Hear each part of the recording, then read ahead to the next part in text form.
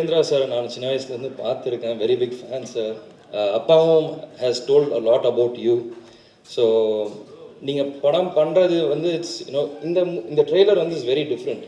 Like எனக்கு always I think ஏன் Indian movies வந்து ஹாலிவுட்டுக்கு போகக்கூடாதா, இல்லை அங்கே பண்ணுறது இங்கே பண்ண முடியாதா ஏன்னு யோசிச்சிருக்கேன். பட் இதை பார்க்கும்போது we are coming up there. விஷுவலாக இருக்கட்டும், காஸ்டியூம்ஸாக இருக்கட்டும், everything is very great and it looks very different and promising sir. And அதே மாதிரி லஹரி ஃபிலிம்ஸ் பற்றி சொல்லணுன்னா, என்னோடய ஃபஸ்ட்டு படம் சகாப்தமோட ஆடியோ வந்து லஹரி தான் பண்ணியிருந்தாங்க. அண்ட் இப்போ என்னோட நெக்ஸ்ட் படைத்தலைவனும் எம்ஆர்டி அவங்க தான் பண்ணியிருக்காங்க. அண்ட் அவங்க very close to our family. So இந்த லஹரி ஃபிலிம்ஸ்க்கும் சாருக்கும் எல்லாருக்கும் ஒரு very big congrats. And I hope this movie becomes a very big.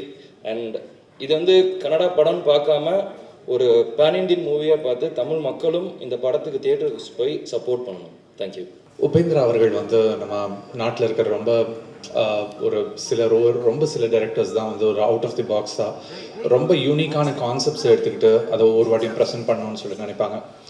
எனக்கு நிறைய வெவ்வேறு மொழிகளோட இருக்கிற படங்கள் வந்து தமிழுக்கு கொண்டு வரும்போதோ, இல்லை நம்மளோட தமிழில் இருக்கிற யூனிக்கான மூவிஸை வெளியில் கொண்டு போதோ ஒரு பெரிய ஒரு மகிழ்ச்சி எப்பவுமே இருக்கும். ஏன்னா நம்ம கதைக்கு வந்து என்னை பொறுத்த வரைக்கும் மொழி கிடையாது, இசை மாதிரி தான் கதையும். வசனங்களுக்கு தான் மொழி தேவைப்படுமே தவிர்த்து ஒரு கதைன்றது ஒரு எண்ணம் தான். அந்த எண்ணம்க்கு வந்து மொழி இல்லை.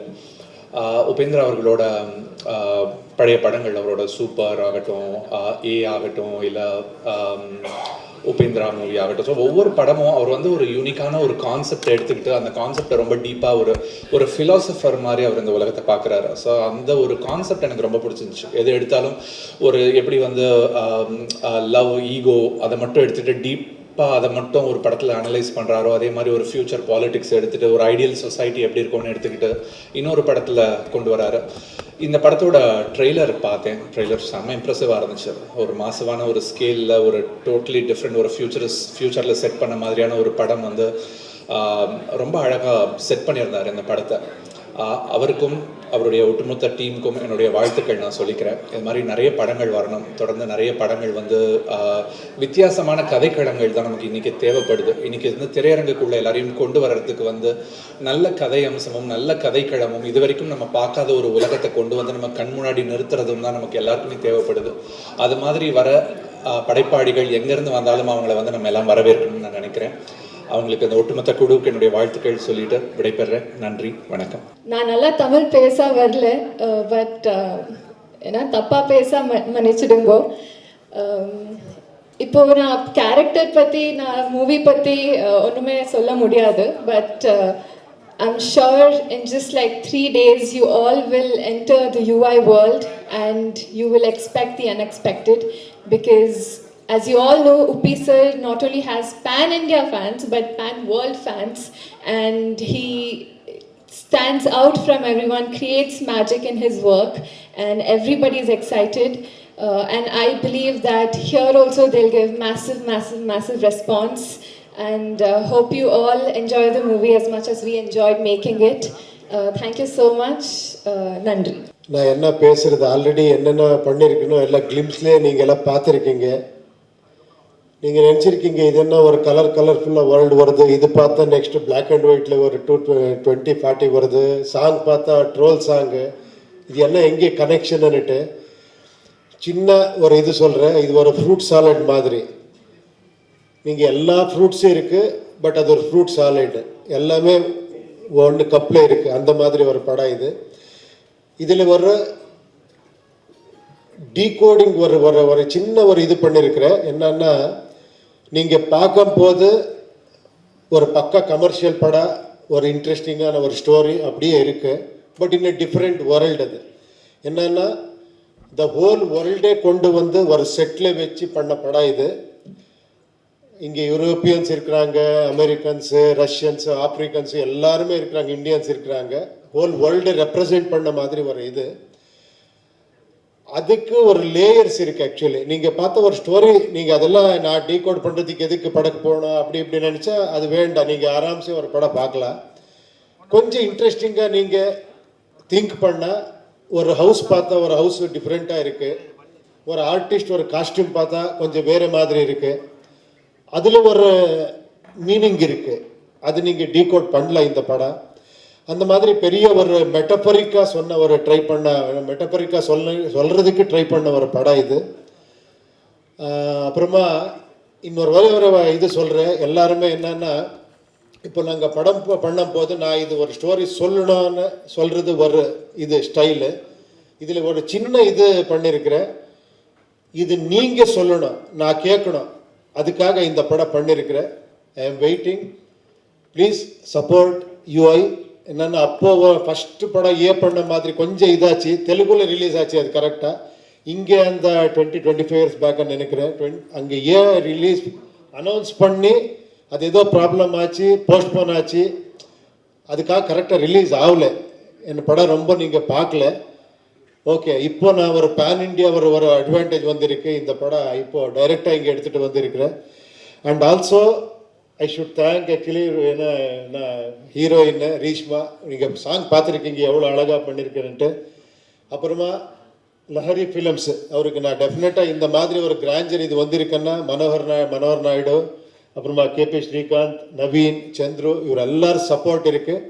அப்புறமா தேங்க்யூ சார், நீங்கள் வந்து இந்த படத்துக்கு சப்போர்ட் பண்ணியிருக்கீங்க. Thank you very much. அண்ட் உங்களுக்கு எல்லாம் தேங்க்ஸ் சொல்லிவிட்டு your blessing and your support நீடுன்னு சொல்லிட்டு செலவு பண்ணுறேன். ஓகேயா? Thank you very much. Thank you. Upendra sir. Sir, இந்த படம் 4 மணி நேரம் 20 நிமிஷம் போகுதுன்னு சொல்கிறாங்க. ஐயோ இல்லை சார், அதெல்லாம் இது இல்லை சார். 2 hours 10-12 minutes அவ்வளோதான் சார். ஓகே, அதுக்காக தான் ஃபர்ஸ்ட் கேட்டது. அப்புறமா 2 கிளைமேக்ஸ் இருக்கு, எல்லாம் ரூமர்ஸ் பண்ணியிருக்காங்க. இல்லை சார். Okay, right, thank you.